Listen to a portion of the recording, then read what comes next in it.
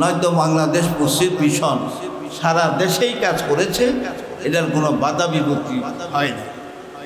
আলহামদুলিল্লাহ দীর্ঘ সময় ধরে সেই মসজিদ মিশনের সাথে আমাকে যোগ করা হয়েছে, সেই কারণে আপনাদের এখানে কয়েকবার আসা হয়েছে। তবে এই মসজিদ মিশনটার এই বিল্ডিংটার যত দুরবস্থা, এত দুরবস্থা আছে বলে আমার মনে হয়েছিল না। দোতলা হয়েছে, আমি মনে করছি কমপ্লিট হয়েছে, কিন্তু শুধু ছাদটাই হয়েছে, আর কিছুই হয় নাই, এইটা আমি বুঝি নাই।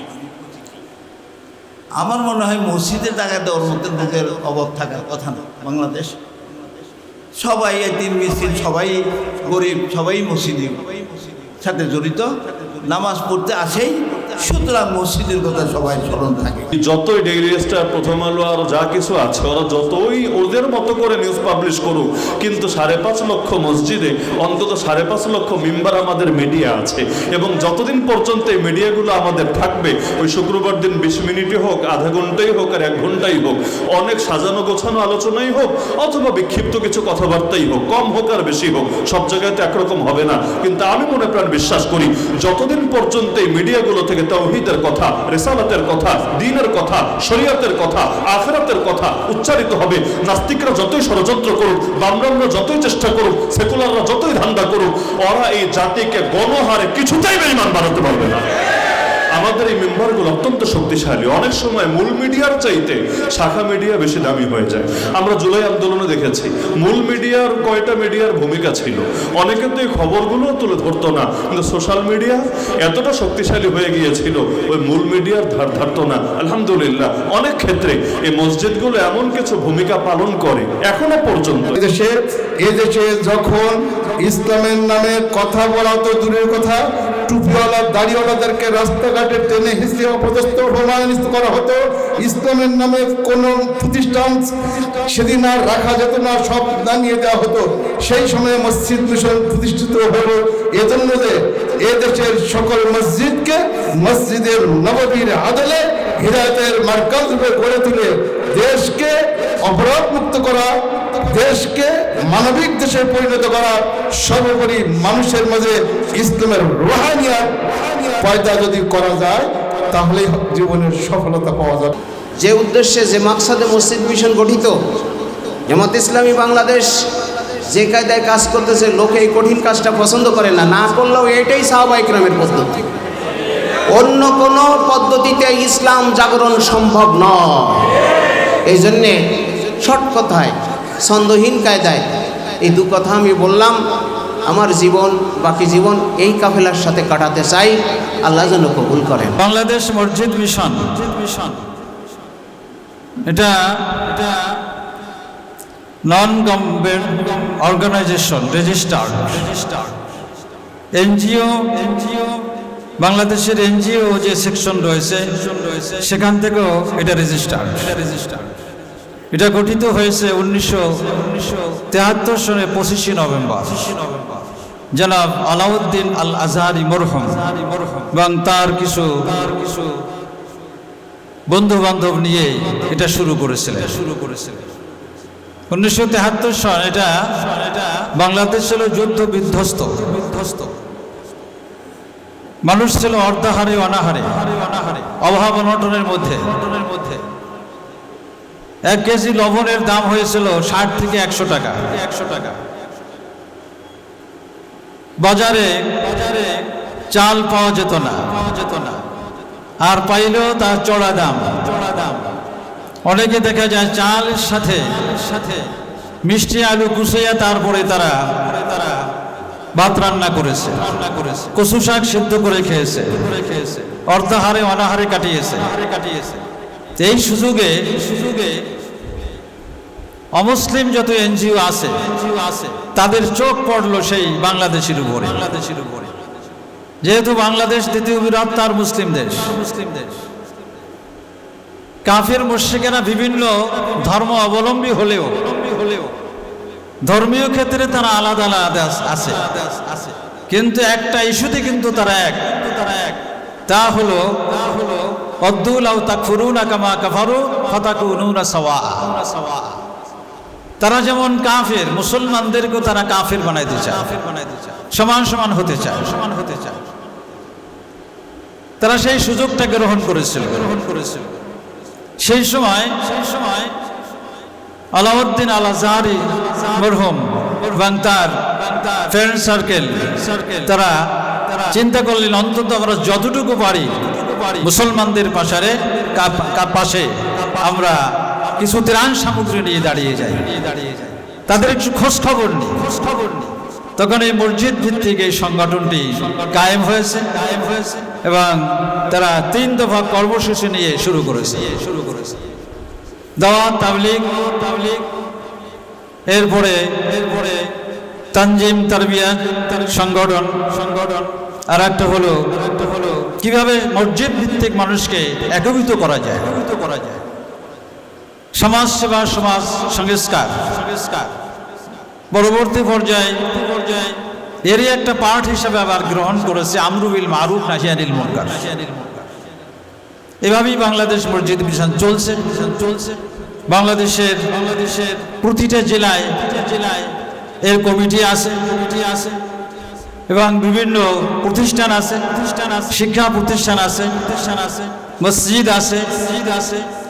শুধুমাত্র মাদ্রাসাই নয়, স্কুল আছে, কলেজ আছে, আরো অনেক পরিকল্পনা যেগুলো তারা নিয়েও এই 17 বছর ফ্যাসিস্ট আমলে সরকার আমলে তারা কিন্তু কিছুটা দমে গেছিল। আবার নতুন উদ্যমে বাংলাদেশ মসজিদ মিশন কিভাবে সামনে অগ্রগতি উন্নতি করা যায় সেই প্রচেষ্টা নিয়ে এগিয়ে আসছে। তারই একটা অংশ হিসাবে আজকে বাংলাদেশ মসজিদ মিশন খুলনা মহানগরীর উদ্যোগে এই কমপ্লেক্সে আজীবন দাতা সদস্য ও সুদীদেরকে নিয়ে সম্মেলন। একজন মুসলিম হিসাবে মসজিদের সাথে সম্পর্ক রাখা এটা আমাদের নৈতিক দায়িত্ব এবং মসজিদের সাথে সম্পৃক্ত যারা থাকবে রজুলুন কলবুহু মুআল্লাকুম বিল মাসাজিদ, মসজিদের সাথে যাদের কলবটা সম্পৃক্ত থাকবে, যাদের সম্পর্ক থাকবে, কিয়ামতের দিন আল্লাহ তাআলা তাদেরকে আরশে আজিমের নিচে ছায়া দান করবে। আমাদের আন্তরিকভাবে সকলেরই মসজিদের প্রতি আমরা সম্পৃক্ত আসি। এই সম্পৃক্ত থাকার কতগুলো দিক আছে। একটা হলো মসজিদে আজান যখন হবে, আকিমু উজুহাকুম ইনদা কুল্লি মসজিদ, চেহারাগুলো মসজিদের দিকে ঝুঁকায় রাখা, কায়েম রাখা।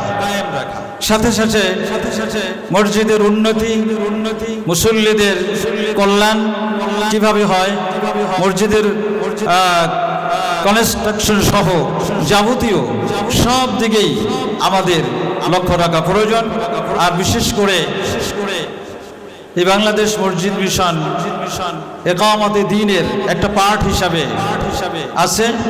আমরা সকলে এই মসজিদ মিশনের সাথে সম্পৃক্ত থাকব। আল্লাহ বলে দিয়েছেন যে সাহাবা ইকরাম আল্লাযীনা তাবাউহুম বিইহসান, সাহাবা ইকরামের পদাঙ্ক অনুসরণ যারা করবে, সাহাবা ইকরামের ওপর আল্লাহ রাব্বুল আলামিন খুশি। আর কিয়ামত পর্যন্ত সাহাবা ইকরামের রিদওয়ানুল্লাহি আলাইহিম আজমাইনের পদাঙ্ক অনুসরণ করে যারা চলবে তাদের প্রতি আল্লাহ খুশি। সহজ উত্তর, সহজ পরামর্শ। এই জন্যে এই মসজিদ মিশনের এক সময় এইসব মুরব্বী যারা বসে আছেন কিছুদিনের জন্য আমাকে সভাপতি করেছিলেন, আর মাওলানা খলিলুর রহমান মাদানী সেক্রেটারি ছিলেন। সেই সময় পাশের একটা মসজিদে আমাদের দুজনকে দাওয়াত করে নিয়ে আসে একটা সিরাত আলোচনা। এই ডোনার উনি ওখানে বসে শুনতেছিলেন। আলোচনা যখন শেষ হয়ে গেল সবাই চলে গেছে, উনি বসে আছে। তা চাচা আপনি কি চান? কয় আপনাদের 2 যুবককে। কেন? আপনাদের একটা জমি দেব, মসজিদ মিশনে জমি দেব। দারুল উলুম আছে, আলিয়া মাদ্রাসা আছে, নেসারিয়া মাদ্রাসা আছে, এটা তো তেমন কিছু না। তখন বলল ওসব আমি মানি না, আপনাদের 2 যুবককেই চাই, জমিটা এখানে 99 শতক জমি, এটা আপনাদেরকেই দেব। তাই বললাম আপনার কথা যদি ঠিক হয়, কাগজপাতি যদি ঠিক থাকে, আগামী দিন একটার পর আলিয়া মাদ্রাসা আসে। মৌলানা খলিলকে তখন মুহাদ্দিস ছিলেন এশারিয়ার, বললাম তুমি আসি। দেখি যে টকটকা মানে একেবারে সিএস এসএ সব ঠিকঠাক আছে। তাই আমি বললাম আপনি দেবেন কেন? কয় আপনাদের পছন্দ হয়েছে এবং এই মসজিদ মিশনকে আমি ভালোবাসি, এতেই দেব। তখন মৌলানা আবুল কাজাম আজাদ সাহেব ওই ঢাকায় ছিলেন, তাকে আনা হলো, এটা অক্ষদলিল রেজিস্ট্রি হলো। আমি কিছুদিন এই মসজিদের ইমামও আমাকে মৌলানা আবু বকর এনেছিলেন। আমি ওই তাবলিগের মতো বিভিন্ন মসজিদে খতিব হিসাবে কাজ করি। তো এই জন্যে ওই যে উদ্দেশ্যে যে মাকসাদে মসজিদ মিশন গঠিত, জামাত ইসলামী বাংলাদেশ যে কায়দায় কাজ করতেছে, লোকে এই কঠিন কাজটা পছন্দ করে না, না করলেও এটাই সাহাবা ইকরামের পদ্ধতি। অন্য কোনো পদ্ধতিতে ইসলাম জাগরণ সম্ভব নয়। এই জন্যে শর্ট কথায়, ছন্দহীন কায়দায় এই দু কথা আমি বললাম। আমার জীবন, বাকি জীবন এই কাফেলার সাথে কাটাতে চাই, আল্লাহ যেন কবুল করেন। মসজিদ মিশন কিন্তু আপনাদের সামনে মসজিদ করার জন্য কিন্তু এর সংগঠন না। আমরা বড় বড় মসজিদ করলাম, আজকে যেমন বড় বড় মসজিদ হচ্ছে, 60 গম্বুজ মসজিদ করেছিলেন 700 বছর আগে। এমনিভাবে বড় বড় পুরনো মসজিদও আছে, কিন্তু দীর্ঘকাল সেখানে নামাজ হয়নি। এরপরে এখন দেখতেছি 200 গম্বুজওয়ালা মসজিদ বরিশালে হয়েছে, যশোরে হয়েছে, চৌগাছায় গম্বুজের হিসাব নেই। তবে আধুনিক যুগে ভালো মসজিদ টাইল, বিদেশি টাইল দিয়ে পাথর দিয়ে মসজিদ করেছে। আসলে মসজিদের যে সৌন্দর্য, এই সৌন্দর্য মসজিদ গড়া, এই কাজটি গুরুত্ব বেশি না মুসাল্লির সৌন্দর্য বাড়ার গুরুত্ব বেশি? আমি বলতে চাচ্ছি, আপনারা সবাই আলেম, সূরা জুমা নাযিল হয়েছিল কোন মক্কায় না মদিনায়? সূরা জুমা মক্কায় অবতীর্ণ হয়েছিল, কিন্তু মক্কায় জুমার নামাজ আল্লাহর রাসূল পড়তে পারেননি। আল্লাহ রাসূল জুমার নামাজ শুরু করেছেন কোথায়? মদিনায়। এবং দেখেন মদিনায় সব নামাজে দিনের বেলা জোহরের নামাজের কেরাত পড়ি আবার আস্তে আস্তে, আর জুমার নামাজের কেরাত পড়ি কখন? কিভাবে? জোরে। তার মানে দুইটা সমস্যা ছিল মক্কায়। কোরআনের উচ্চস্বরে প্রচার, আর এভাবে নামাজ পড়ার মানে সামাজিক ব্যবস্থা ছিল না। যার কারণে আল্লাহ রাসূল মক্কা থেকে মদিনায় এসে কোথায়? মসজিদে নববীতে জুমা শুরু করেন না, তার আগে কুবায় শুরু করেছিলেন। যে মসজিদে প্রথম তিনি এসেছেন, তিনি আযান দিয়ে জুমার নামাজ পড়ে জোরে কেরাত পড়েছেন। কারণটা কি? কারণ এইটাই, নামাজের চেয়ে সমাজ বড়। সমাজ যদি নামাজি না হয় তাহলে এই মসজিদ থাকে না। আপনারা জানেন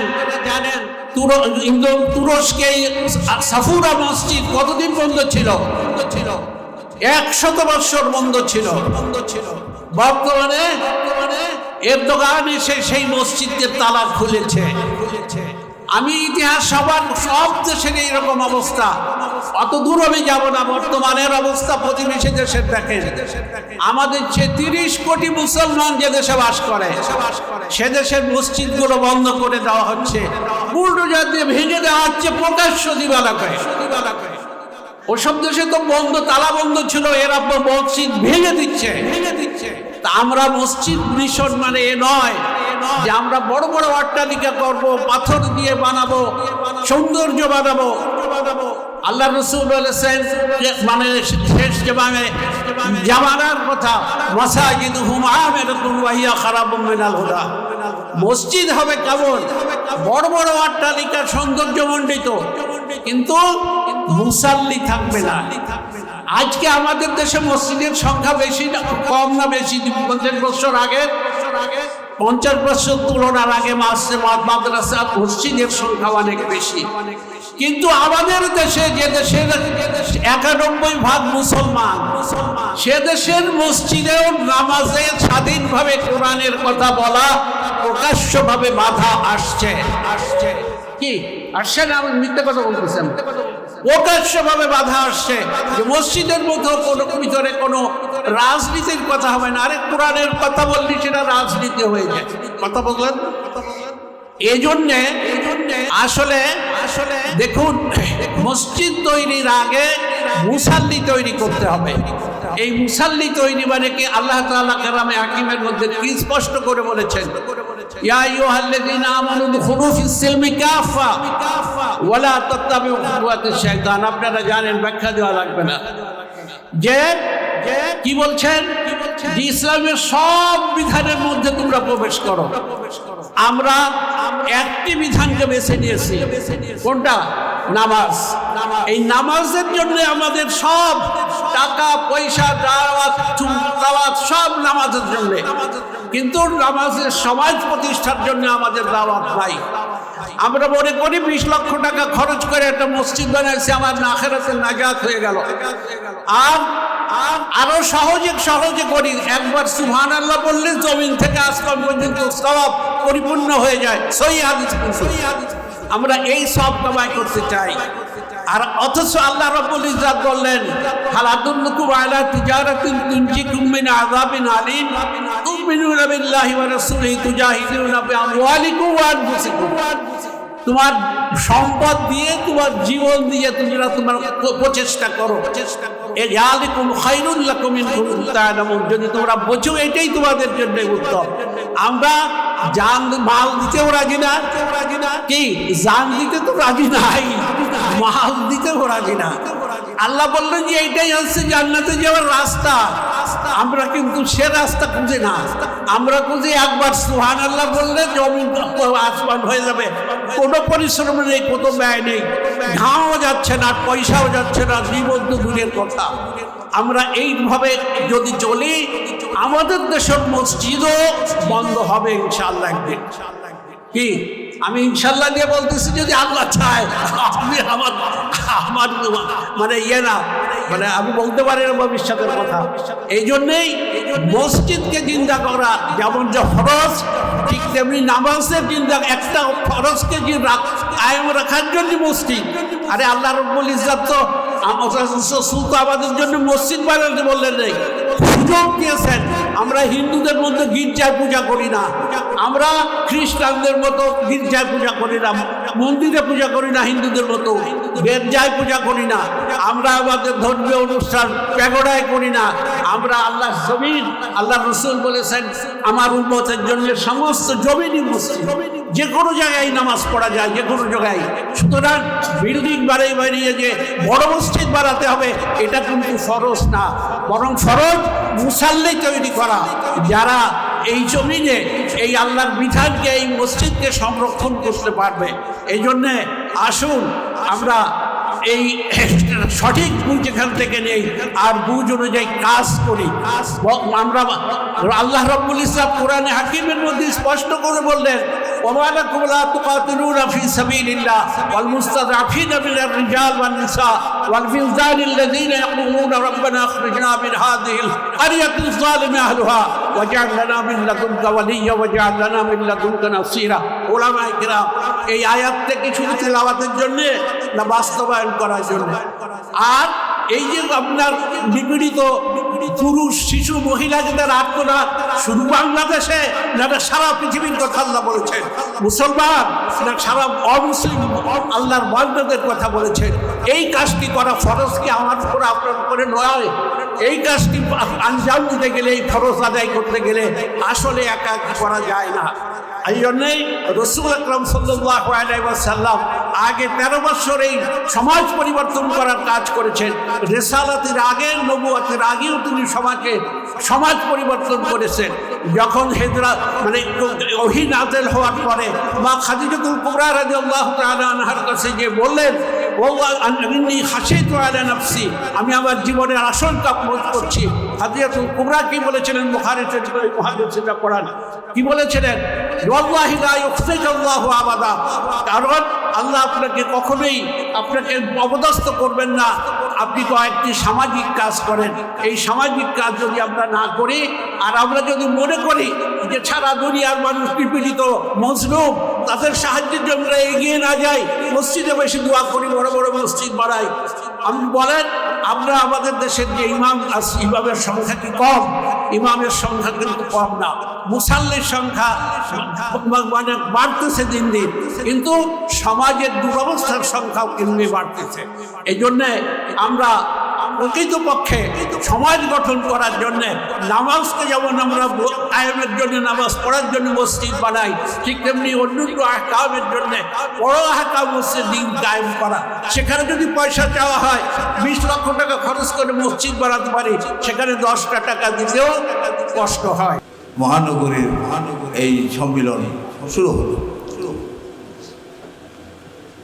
বাংলাদেশ মসজিদ মিশন শুরু হয়েছে, আপনারা জানেন, সেই দেশ স্বাধীন হওয়ার পরপরই বাংলাদেশ মসজিদ মিশন একমাত্র সংস্থা যে ইসলামের নামে কাজ করার সুযোগ পেয়েছিল, সেটা দেশ স্বাধীন হওয়ার পর।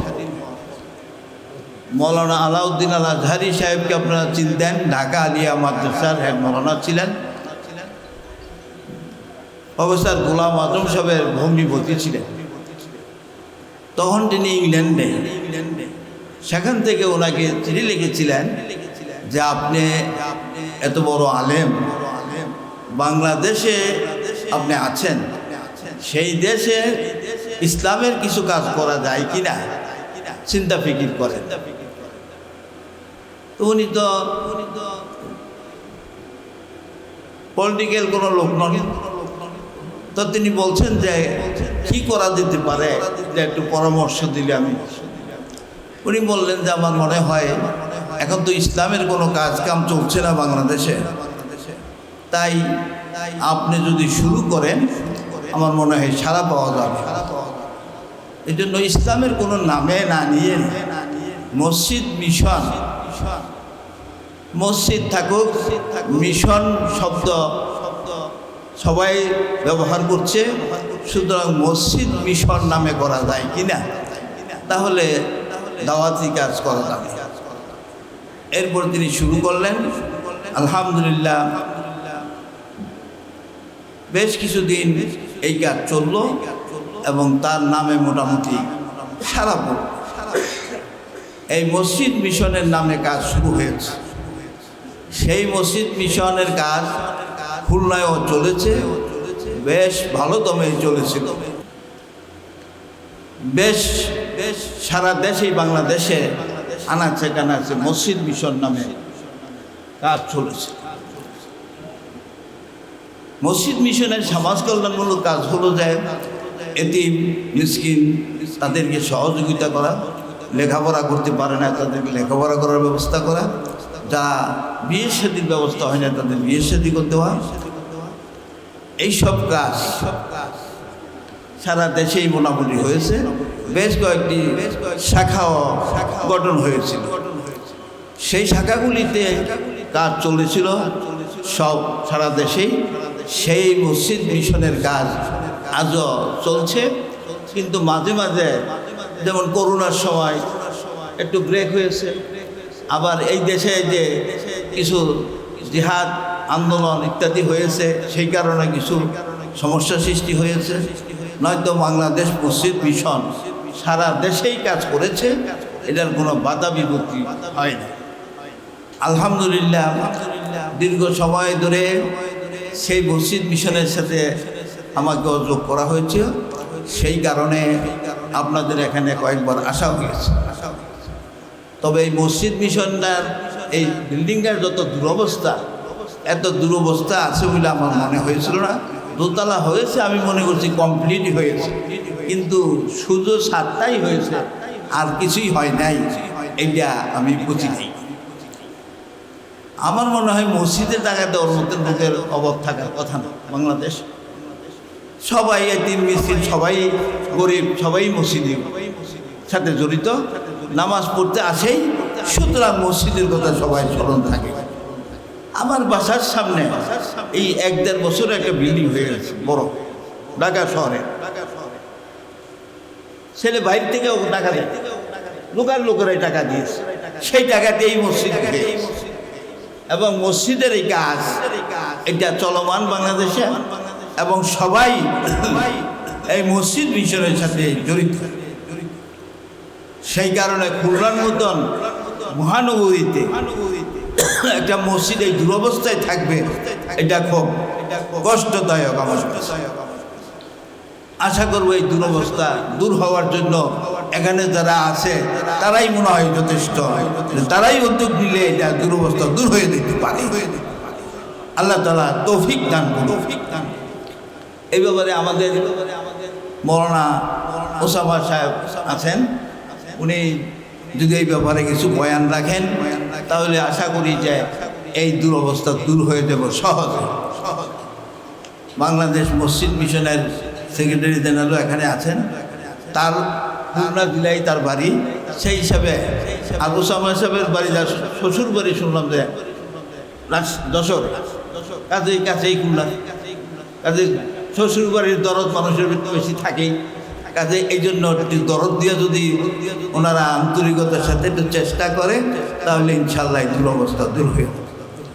আমি যে কথা বলতে চাচ্ছিলাম যে মসজিদ মিশন যেই হালে থাকার কথা ছিল সেই হালে নাই, সেই হাল থেকে অনেক দূরে চলে গেছে। অথচ ওলামায়ে কেরাম কেউ নাই যে মসজিদের সাথে জড়িত না, কেউ মসজিদের খতিব, কেউ ইমাম, মসজিদ থেকে মুক্ত কোনো লোক নাই। সে যেই দলই করুক, রাজনৈতিক দল, কিন্তু মসজিদে তাকে আসতেই হয়। শুধু সেই কারণে মসজিদ মিশন নাম তখন রাখা হয়েছিল, মৌলানা আলাউদ্দিন আজহারী সাহেব রেখেছিলেন যে না, এটা মসজিদ মিশনই থাকে। আমার মনে হয় আমরা যতদিন কাজ করছি কেউ ফিরিয়ে দেয় নাই আমাদের, দেয় মসজিদ মিশন করব না। কিন্তু দুর্ভাগ্য আমাদের দুরবস্থার কারণে, অর্থাৎ আমরা নিয়মিত যোগাযোগ না করার কারণে ওনারা হয়তো ভুলে যায়, এটাই স্বাভাবিক। আমার মনে হয় যে এখন থেকে দেশটা দ্বিতীয়বার না হইয়া তৃতীয়বার স্বাধীন হয়েছে, সেই দেশে যদি মসজিদ মিশনের নাম ভুলে যায় তাহলে সেখানে তো ইসলাম আর থাকতে পারে না। আমার মনে হয় ইসলামকে রক্ষা করার জন্য মসজিদে আমরা নামাজ পড়তে আসতে হয় দৈনিকই। সেই কারণে আমি আওয়ামী লীগ করে, বিএনপি করে, যেই দলেই করি, মসজিদে আমার সাথে সম্বন্ধ রাখতেই হয়। এই কারণে আমার মনে হয় যে আমরা বাংলাদেশ মসজিদ মিশনের সাথে জড়িত থাকব। মসজিদ মিশনের যত কাজ কাম আছে সেটা করার জন্য কোনো সমস্যা হয় না।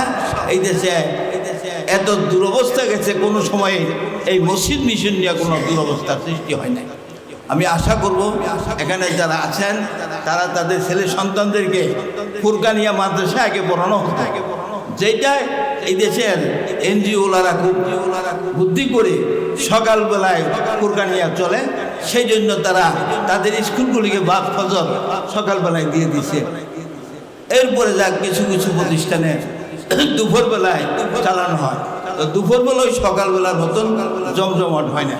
সব ছেলে সন্তানরা কোরআন শিখতে বা কায়দা শিখতে মসজিদে আসে না। এই জন্য এই বিষয়ে সচেতন আমাদের থাকা দরকার।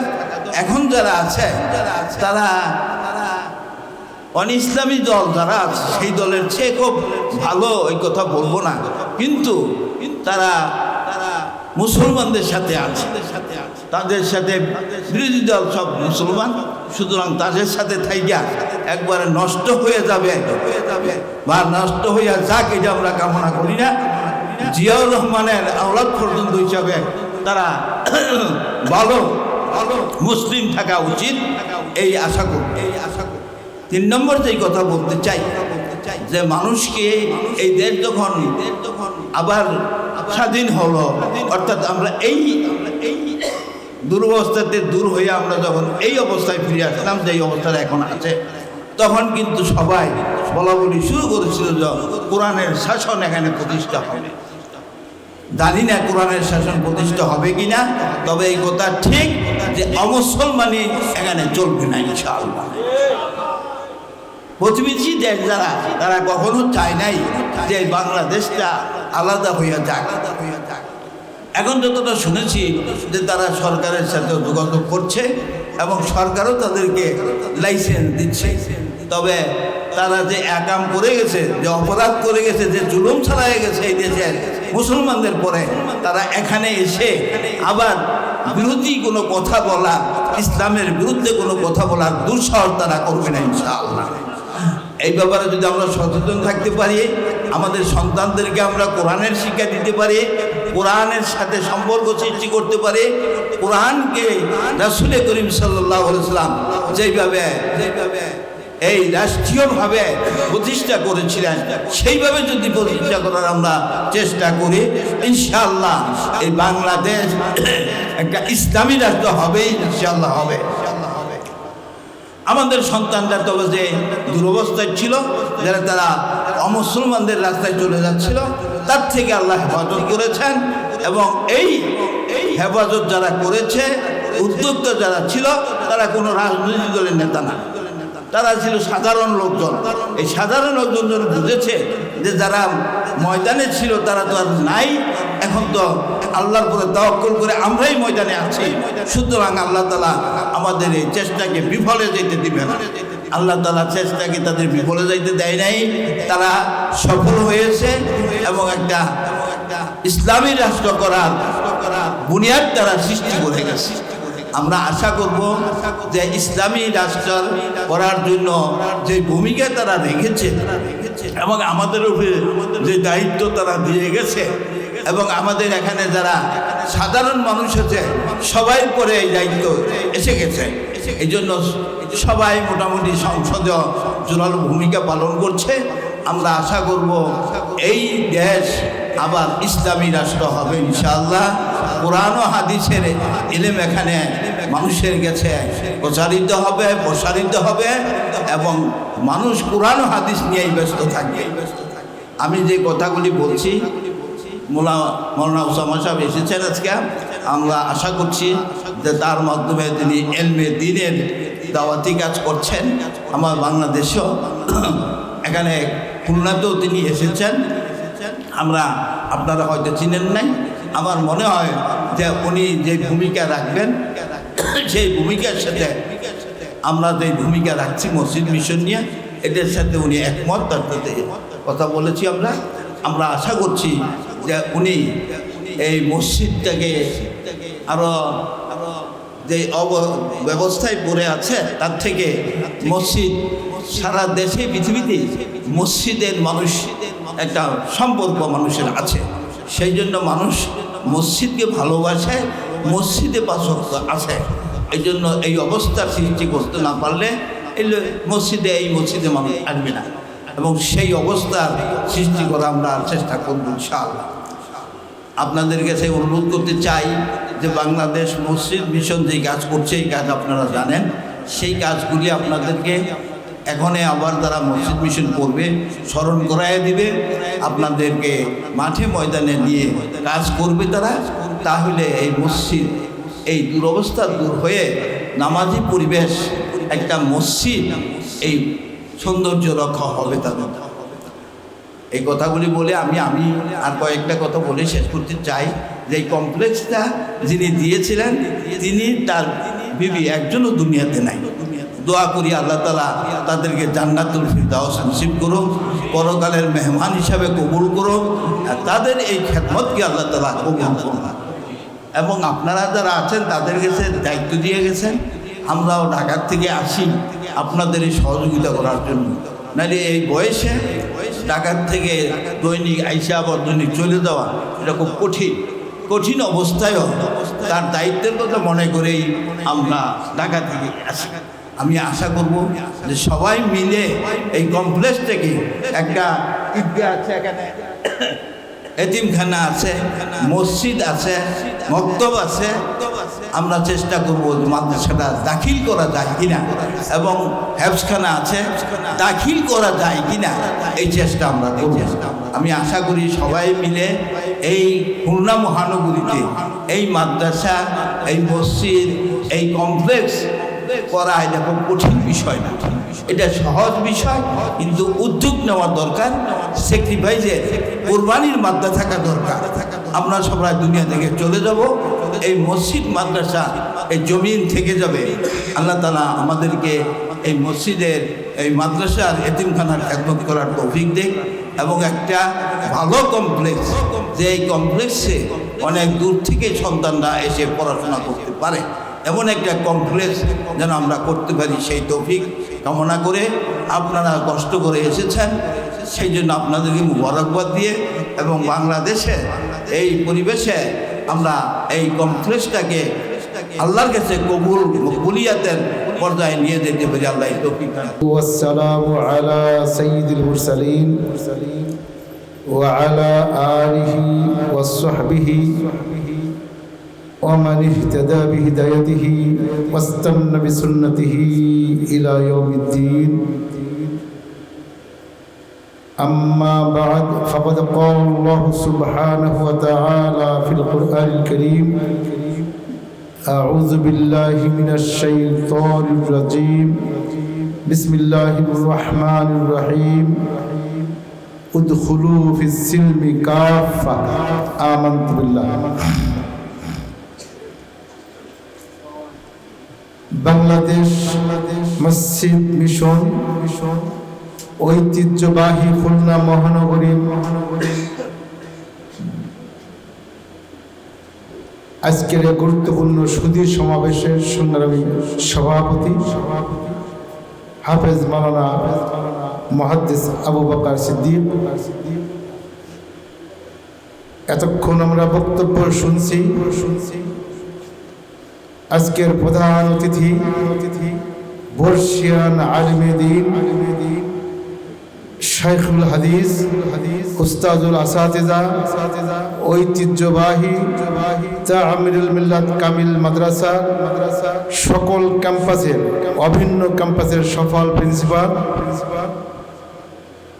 যিনি এই মাদ্রাসাকে, তামিরুল মিল্লাতকে দেশ এবং বিদেশে সকলের মধ্যে পরিচিতি প্রসিদ্ধি অর্জনের সুযোগ করে দিয়েছেন, আমাদেরই উস্তাদুল আসাতিজা উস্তাদ জাইনুল আবেদিন, মঞ্চে উপবিষ্ট খুলনা মহানগরীর নেতৃবৃন্দ, যারা দীর্ঘদিন ধরে এই খুলনা মহানগরীকে একটি শিরক মুক্ত, বিদআত মুক্ত, সন্ত্রাস মুক্ত, অপরাধ মুক্ত, মাদক মুক্ত সমাজ গড়ার লক্ষ্যে দীর্ঘদিন ধরে নিরলসভাবে দিনের দাওয়াতি কার্যক্রম পরিচালিত করতেন এবং সামনে উপবিষ্ট বিশিষ্ট মুহাক্কিক, মুদাক্কিক, উলামায়ে কিরাম, আইম্মায়ে মাসাজিদ এবং মসজিদ মিশনের আজীবন দাতা সদস্য, সম্মানিত সুধীবৃন্দ, সাংবাদিক বন্ধুগণ, আমরা মসজিদ মিশনের ইতিহাস সম্পর্কে এবং গুরুত্বপূর্ণ নসিহা আমরা ইতিমধ্যেই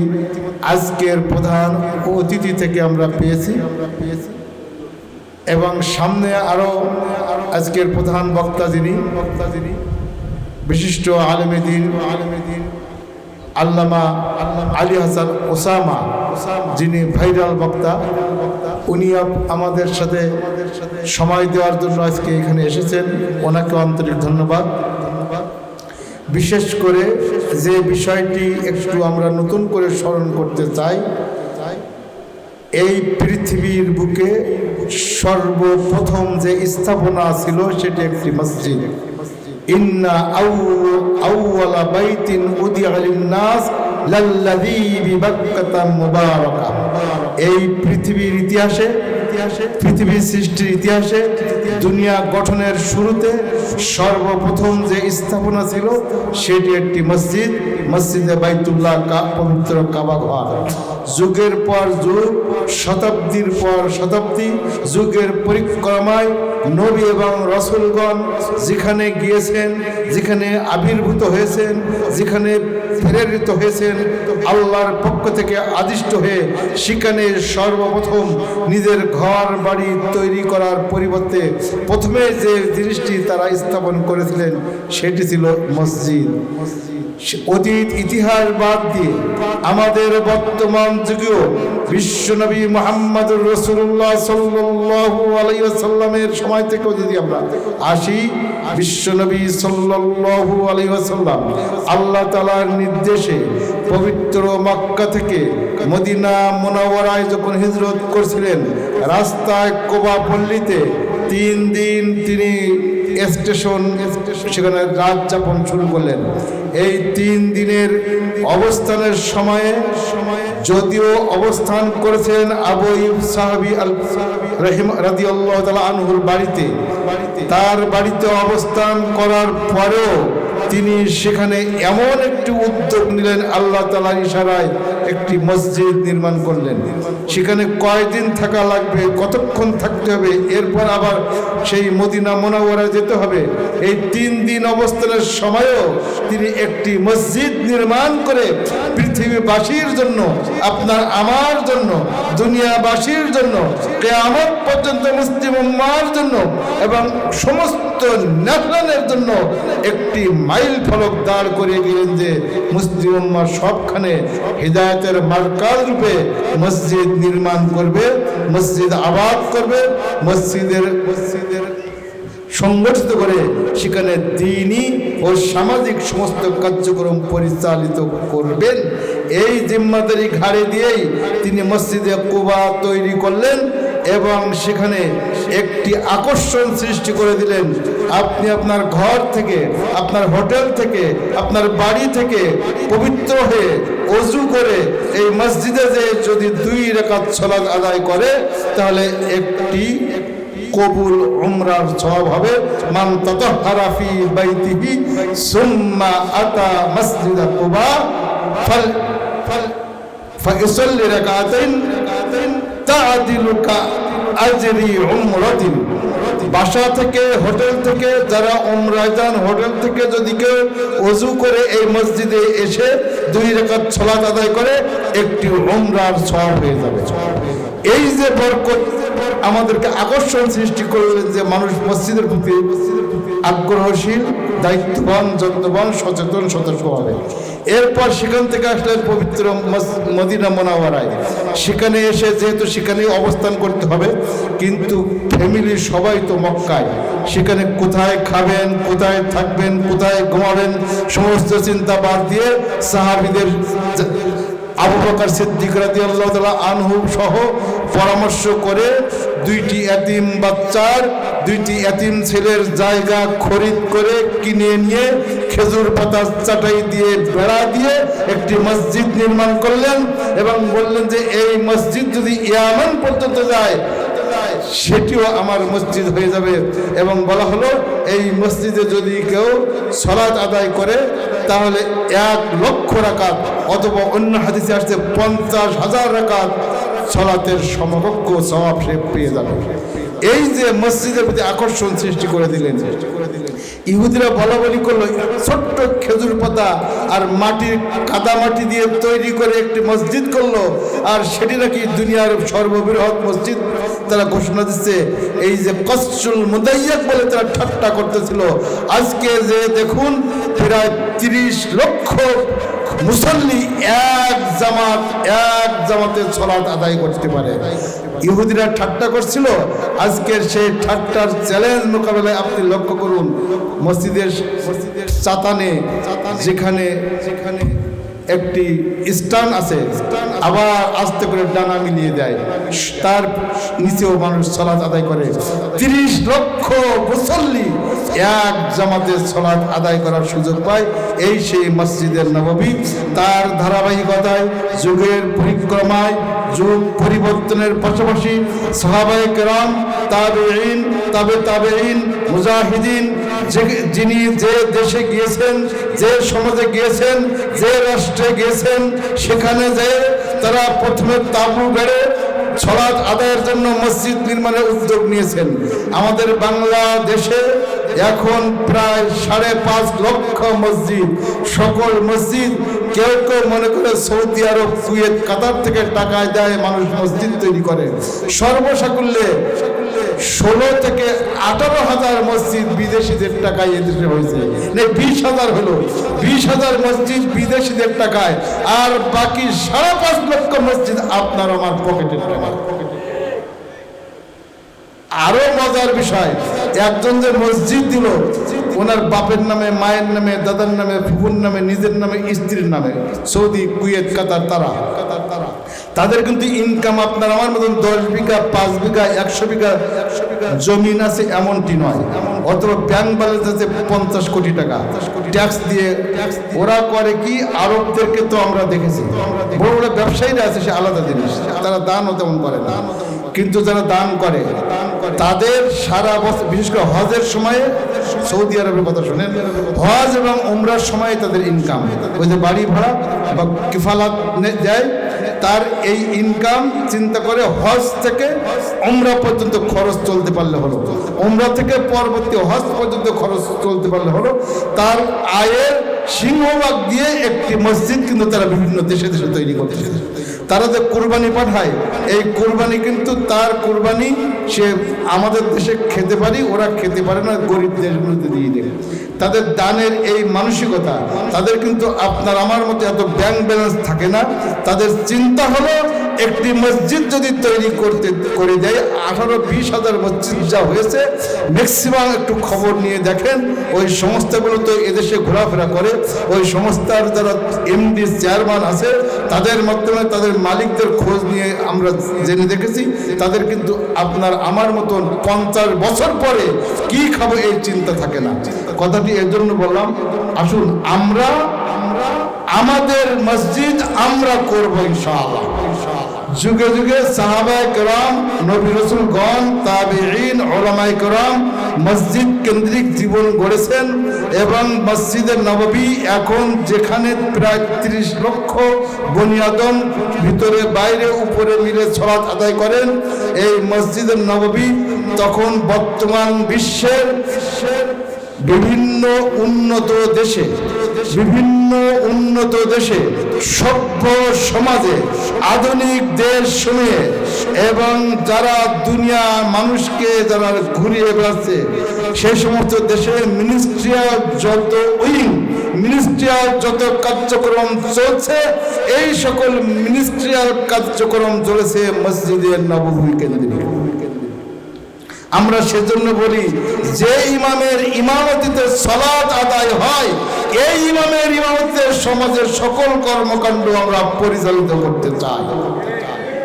যদি তাই হয়, এই মসজিদ এরিয়ায় কোনো মাদকের আখড়া থাকবে না।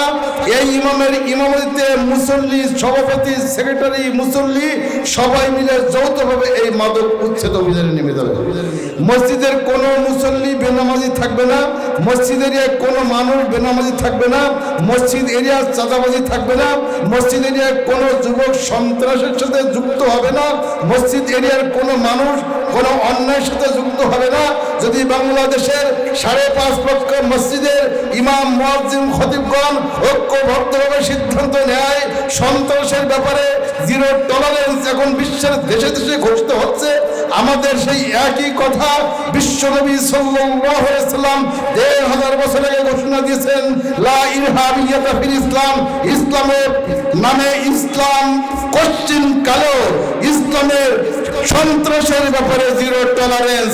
এখন এই কথা মুখস্থ করছে বিভিন্ন রাষ্ট্রপ্রধানগণ তাদের রাষ্ট্র টিকিয়ে রাখার জন্য। আমরা বলি ঠিক আছে, তোমাদের সুমতি হোক, কিন্তু রাষ্ট্র সন্ত্রাস চালিয়ে কোনোদিন কোনো মুসলিম উম্মাহ ইসলামী লিডারদেরকে আর খুন করার পায়তারা আর করো না। এটা হলো রাষ্ট্রীয় সন্ত্রাস। অতএব রাষ্ট্রীয় সন্ত্রাস যেমন কাউকে আমরা করতে দিতে চাই না, তেমনিভাবে ইসলামের নামে সন্ত্রাস চলবে না, চাঁদাবাজি চলবে না।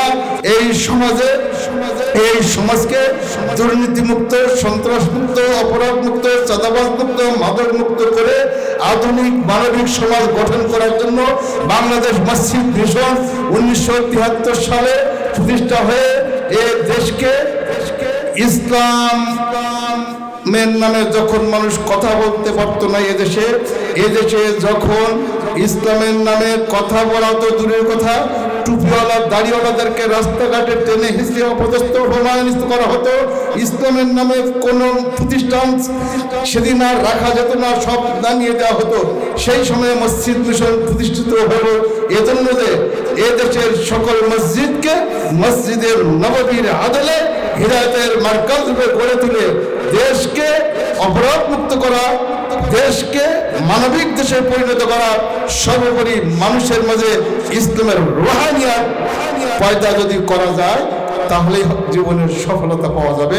তাই আসুন জীবনের এই সফলতা পাওয়ার জন্য আমরা আমাদের এই মসজিদ মিশনের খুলনা কমপ্লেক্সকে আধুনিক মানের কমপ্লেক্স গঠন করতে চাই, যেখানে এই খুলনা মহানগরীর যে কোনো মাসলা মাসাইল নেওয়ার জন্য এখানে একটি মার্কাজ থাকবে।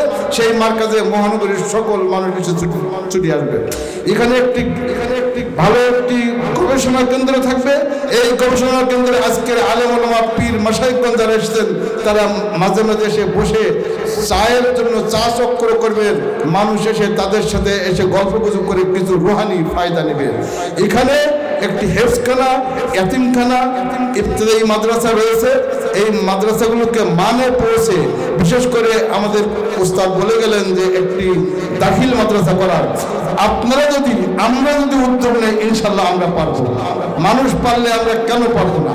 তাই আসুন আজকে আমরা যারা এখানে এসেছি সবাই মিলে নতুন করে শপথ নিই, নতুন করে সবক নিই যে আমরা আজকে শপথ নিয়ে সিদ্ধান্ত নিয়ে এই মসজিদ মার্কাজকে, এই মসজিদ কমপ্লেক্সকে সুন্দর করে গঠন করে, সুন্দর করে নির্মাণ কাজ সম্পন্ন করে আমাদের ছাত্রদেরকে, আমাদের মুরব্বীদেরকে এই কেন্দ্রিক এনে আমরা একটি সুন্দর পরিবেশ গঠন করতে চাই। আল্লাহ রাব্বুল আলামিন আমাদেরকে সাহায্য করুন, আমাদেরকে সহযোগিতা করুন, আমাদেরকে তৌফিক দিন। এবং বিশেষ করে আলহাজ আব্দুল মালিক সাহেব 1997 সালে যেভাবে আবেগ দিয়ে এই কোটি কোটি টাকার সম্পদ দান করলেন মসজিদ মিশনের নামে, এবং ওনার অত্যন্ত আশা ছিল ওনার জীবদ্দশায় যেন একটি মসজিদ কমপক্ষে তৈরি হয়। আলহামদুলিল্লাহ উনি মসজিদ দেখে গিয়েছেন একতলা। এরপর উনি এটাও ওয়াদা করেছিলেন, উনি নিয়ত করেছিলেন, উনি জীবন সত্য দিয়ে ওনার ছোট্ট একটি বাড়ি ছিল, এই বাড়ি 20টা পাঞ্জেগানা মসজিদের মুসল্লি এসে বড় একটা জামে মসজিদে এসে জামাতের সঙ্গে নামাজ আদায় করবে। আর বছরে 2 বার 2 ঈদের দিন, যদিও বাংলাদেশে 2 ঈদের চাইতে আরো অনেক বেশি ঈদ আছে, কিন্তু নামাজ তো মানুষ দুটোতেই পড়ে থাকে। তো এখন এই ঈদ উল ফিতর এবং ঈদ উল আজহার দিন মানুষ আসবে, এবং আরো অনেক পরিমাণ মানুষ যারা বিভিন্ন জামে মসজিদে নামাজ পড়ে তারা এসে একসঙ্গে পারস্পরিক দেখা সাক্ষাৎ হবে। এই যে পারস্পরিক দেখা সাক্ষাৎ হবে, সালাম কালাম হবে, এর দ্বারাই মুসলমানদের মধ্যে মিল মহব্বত ধীরে ধীরে বাড়তে থাকবে। তাহলে এই মসজিদের সাথে অনেক কিছুর সম্পর্ক আছে। এমনকি আল্লাহ রাসূল সাল্লাল্লাহু আলাইহি ওয়াসাল্লামের রাজনীতি, আল্লাহ রাসূল সাল্লাল্লাহু আলাইহি ওয়াসাল্লামের সমাজ পরিচালনা, আল্লাহ রাসূল সাল্লাল্লাহু আলাইহি ওয়াসাল্লামের বিচার আচার, এমনকি আল্লাহ রাসূল সাল্লাল্লাহু আলাইহি ওয়াসাল্লামের জিহাদের বাহিনী প্রেরণ পর্যন্ত এগুলোর সাথে মসজিদের ইতিহাস জড়িয়ে আছে অঙ্গাঙ্গিভাবে। যার কারণে ইসলামে মসজিদের গুরুত্ব এটা যেন তেন পর্যায়ে না, বরঞ্চ মসজিদ তো এমন এক দামি জায়গা, হাদিসের মধ্যে আছে যেই 7 শ্রেণীর মানুষকে আমার আল্লাহ কিয়ামতের দিন তার বিশেষ ছায়ায় জায়গা করে দেবেন, যেদিন আমার রবের ছায়া ছাড়ার কোনো ছায়াই থাকবে না, না গাছের ছায়া, না পাহাড়ের ছায়া, না ভবনের ছায়া, কিচ্ছু না, থাকবে একমাত্র আমার রবের সেই বিশেষ ছায়া। সাবআতুন ইউযিল্লুহুমুল্লাহু ফি যিল্লিহি ইয়াওমা লা যিল্লা ইল্লা যিল্লুহু। তো সেদিন যে 7 শ্রেণীকে বিশেষভাবে আল্লাহ আরশের ছায়া জায়গা করে দেবেন, এর মধ্যে এক শ্রেণী কারা? নবীজি বলেন রাজুলুন কলবুহু মুআল্লাকুম বিল মাসাজিদ, এমন ব্যক্তি যার দিলটা মসজিদের সঙ্গেই লেগে থাকে। তাহলে কি আছে মসজিদে? যে মসজিদের সঙ্গে খালি দিল লেগে থাকলেই কিয়ামতের দিন যখন আমার আল্লাহর ছায়া ছাড়া কোনো ছায়া থাকবে না, তখনও আমাকে সূর্যের তাপে কষ্ট করতে হবে না, ঘামের ভেতরে সাঁতার কাটতে হবে না, বরঞ্চ আমার আল্লাহ ঠিকই আমার ছায়ার ব্যবস্থা করে দিবেন।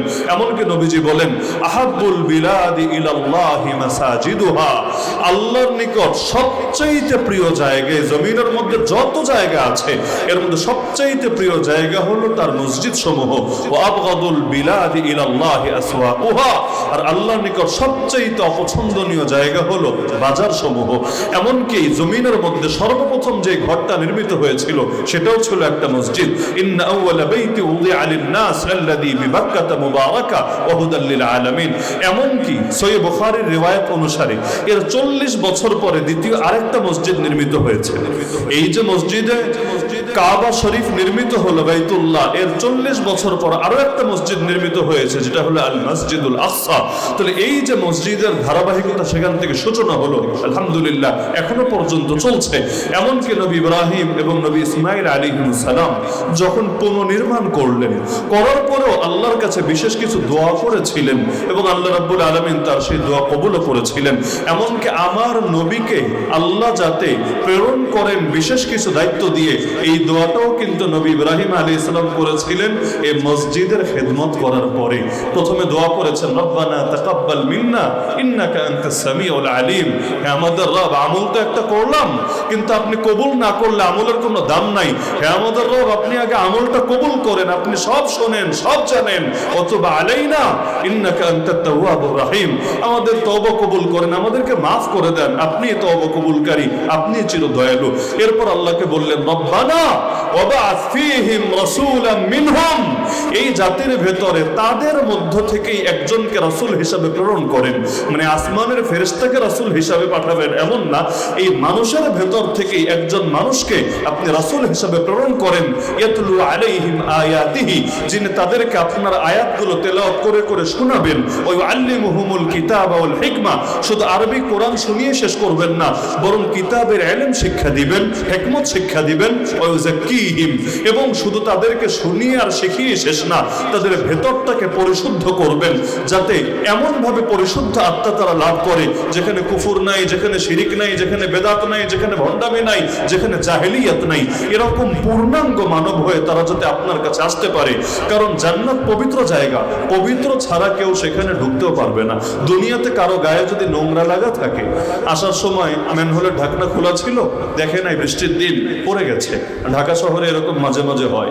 এখন গায়ের মধ্যে ড্রেনের ময়লা লাগা, সে আমার বাসায় আসলো, আমি কিন্তু তাকে ওই অবস্থায় আমার বাসার বেডরুমে, আমার বাসার স্বাভাবিক কোনো চেয়ারের মধ্যে আমি তাকে বসতে বলবো না, বরঞ্চ বেশি ভালো মানুষ হলে আমি তাকে বাথরুমটা দেখিয়ে দিব, কাপড় চোপড় এগিয়ে দিব, আগে ফ্রেশ হও, আগে পবিত্র হও, আগে পরিচ্ছন্ন হও, এরপর তোমার বসা, তোমার শোয়া, তোমার খাওয়া সবকিছুর ব্যবস্থা আমি করব। একইভাবে দুনিয়াতে যারা পরিশুদ্ধ হবে সেই নবীর মাধ্যমে আল্লাহ ডাইরেক্ট দিয়ে দিবেন সেই পরিশুদ্ধ স্থান, পবিত্র স্থান জান্নাতে। আর যারা এখানে পবিত্র হবে না, আল্লাহ তাদেরকে পবিত্র করবেন জাহান্নামে নিক্ষেপ করে। আর যাদের ভেতর ন্যূনতম ঈমানের লেশমাত্রই নাই, ওদের জন্য আর কোনো সম্ভাবনার দুয়ারই খোলা নাই, আল্লাহ তাদেরকে চিরস্থায়ী করবেন জাহান্নামে। তাহলে এক মসজিদের সঙ্গে অনেক কিছুর সম্পর্ক আছে। এমনকি আমি মনে করি এখনো পর্যন্ত বাংলাদেশে, সঠিক সংখ্যাটা যদিও আমি জানতাম না, কিন্তু যেহেতু আমাদের রাহবার খলিল মাদানী সাহেব তিনি আলোচনায় উল্লেখ করলেন যে প্রায় 5.5 লক্ষ মসজিদ এই দেশে আছে, প্রায় 5.5 লক্ষ মসজিদ। তো এই সংখ্যাটাও যদি আমরা ধরি যে 5.5 লক্ষ মসজিদ, আমি মনে করি মসজিদে কুবার যে ভূমিকা ছিল, মসজিদের নববীর যে ভূমিকা ছিল, আল্লাহ রাসূলের জামানায়, খোলাফায়ে রাশিদিনের জামানায় মসজিদগুলোর যে ভূমিকা ছিল, আমাদের এই 5.5 লক্ষ মসজিদের মধ্যে আজকে যদি সেই ভূমিকা বাস্তবায়ন করা যায়, এই বাংলার আকাশেও ইসলামের পতাকা উড়ানো করে ঠেকাতে পারবে। কিন্তু মসজিদগুলো যেভাবে তার রোল প্লে করা দরকার ছিল, এগুলোকে কৃত্রিম ভাবে ঠেকিয়ে দেওয়া হয়। আমরা তো থাকি বাংলাদেশে, এজন্য মাঝে মাঝে মসজিদের কদর বুঝি না। এই যখন আপনি সংবাদ পড়বেন, ডেনমার্কে প্রকাশ্যে আজান দেওয়াই নিষিদ্ধ করে দেওয়া হয়েছে। এমনকি ডেনমার্ক তো বহু পরের কথা, 2024-এ ইন্ডিয়া সফরে গেলাম, সপ্তাহখানেক থাকলাম সেখানে। সবচাইতে বেশি যে জিনিসটা মিস করেছে সেটা হলো আজানের পবিত্র ধ্বনি। অনেক এলাকা এমন যেখানে আজানের ধ্বনি পর্যন্ত শুনি নাই। এমনকি জুম্মার নামাজ পড়তে গেলাম দিল্লি শাহী জামে মসজিদে, এত প্রাচীন একটা মসজিদ, যেই মসজিদে সম্রাট আওরঙ্গজেব আলমগীর পর্যন্ত নামাজ আদায় করেছেন। একটা আবেগ নিয়ে, বিশেষ অনুভূতি নিয়ে নামাজ আদায় করতে গেলাম জুমার দিন অনেক আগে, 10টা থেকে 10:15টার ভেতরে গিয়ে ঢুকলাম। এখন ঢোকার পর প্রথমে একটু বিব্রত বোধ হচ্ছিল এই কারণে যে এটা কি মসজিদ নাকি পর্যটন স্পট, কনফিউজড হয়ে গেলাম। কারণ এমন ভাবে নারী পুরুষ এবং নারীদেরও তো পোশাক, এগুলো আর হালত বলার মতো না, গণহারে আসা যাওয়া করছে এবং 12টা পর্যন্ত এভাবেই তারা আসা যাওয়া করেছে। কেউ এখানে তাদেরকে বাধা দেওয়ারও সুযোগ নাই, কারণ এটাকে সরকারি একটা পর্যটন স্পট হিসেবে ঘোষণা দিয়েছে। আজানের সময় হওয়ার কিছুক্ষণ আগে পুলিশ এসে তাদেরকে সরিয়ে দিল। তো একেবারে বাইরে না, একটা এরিয়া আছে, এর বাইরে তারা থাকলো। এরপর আজান যখন শুরু হলো ওই সময় থেকে লক্ষ্য করলাম আজানও হলো ভেতরের মাইকে, বাইরেরটাই না, ভেতরের মাইকে। এরপর ভাবলাম যাক তাহলে কিছু ওয়াজ নসিহত শুনি, কারণ জুমার দিন তো ওয়াজ নসিহত আমাদের বড় একটা মিডিয়া। আলহামদুলিল্লাহ, এই যতই ডেইলি স্টার, প্রথম আলো আর যা কিছু আছে, ওরা যতই ওদের মতো করে নিউজ পাবলিশ করুক, কিন্তু 5.5 লক্ষ মসজিদে অন্তত 5.5 লক্ষ মেম্বার আমাদের মিডিয়া আছে। এবং যতদিন পর্যন্ত এই মিডিয়াগুলো আমাদের থাকবে, ওই শুক্রবার দিন 20 মিনিটে হোক, আধা ঘন্টাই হোক আর 1 ঘন্টাই হোক, অনেক সাজানো গোছানো আলোচনাই হোক অথবা বিক্ষিপ্ত কিছু কথাবার্তাই হোক, কম হোক আর বেশি হোক, সব জায়গায় তো একরকম হবে না। কিন্তু আমি মনে প্রাণ বিশ্বাস করি যতদিন পর্যন্ত এই মিডিয়াগুলো থেকে তাওহীদের কথা, রিসালাতের কথা, দ্বীনের কথা, শরীয়তের কথা, আখিরাতের কথা উচ্চারিত হবে, নাস্তিকরা যতই ষড়যন্ত্র করুক, বামরামরা যতই চেষ্টা করুক, সেকুলাররা যতই ধান্দা করুক, ওরা এই জাতিকে গণহারে কিছুতেই বেঈমান বানাতে পারবে না। আমাদের এই মেম্বারগুলো অত্যন্ত শক্তিশালী। অনেক সময় মূল মিডিয়ার চাইতে শাখা মিডিয়া বেশি দামি হয়ে যায়। আমরা জুলাই আন্দোলনে দেখেছি মূল মিডিয়ার কয়টা মিডিয়ার ভূমিকা ছিল।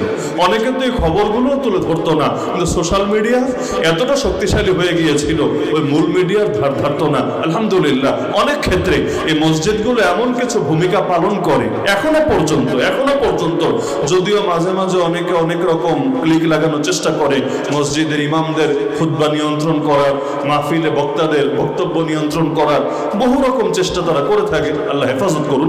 তো এখন সেখানে দেখলাম জুমার কোনো বয়ানও হলো না।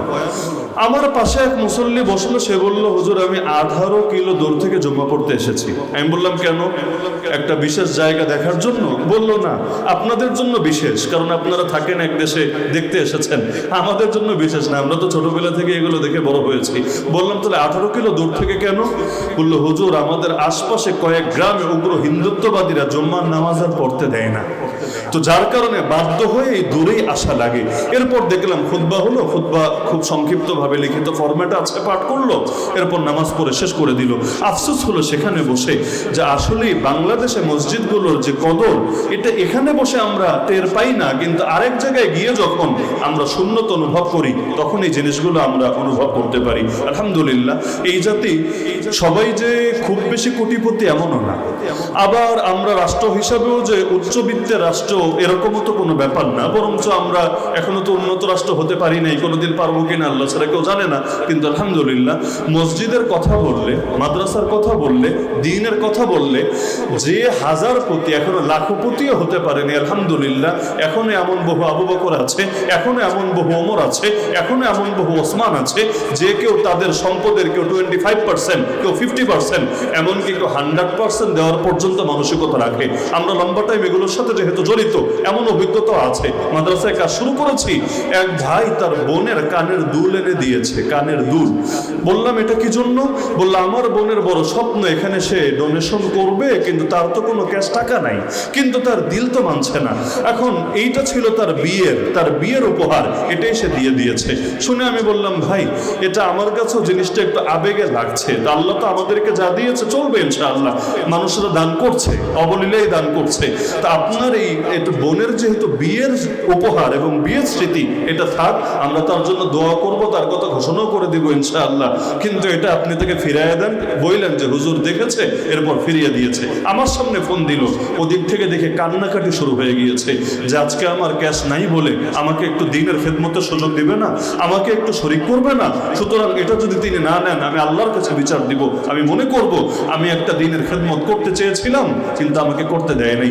বহু এলাকায় মাহফিলে গেলে পেলেও দেখি মুরগির ডিম পর্যন্ত দিয়ে দেয়। আপনারা দেখেছেন কিনা আমি জানি না।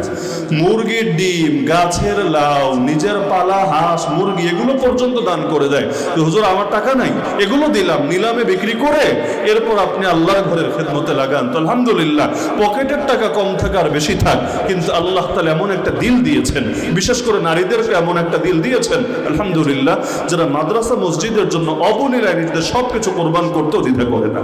তো এই যে বাংলাদেশ মসজিদ মিশন সূচনাও তো হয়েছিল, এখানে তো মসজিদ মিশনের সম্মানিত সভাপতি আলোচনা করেই গেলেন। এমন একটা কঠিন সময়, যেই সময়ে ডাইরেক্ট ইসলামের নামে বেশি কিছু করার সুযোগ ছিল না, ইসলামের রাজনীতিও ছিল আইনত নিষিদ্ধ।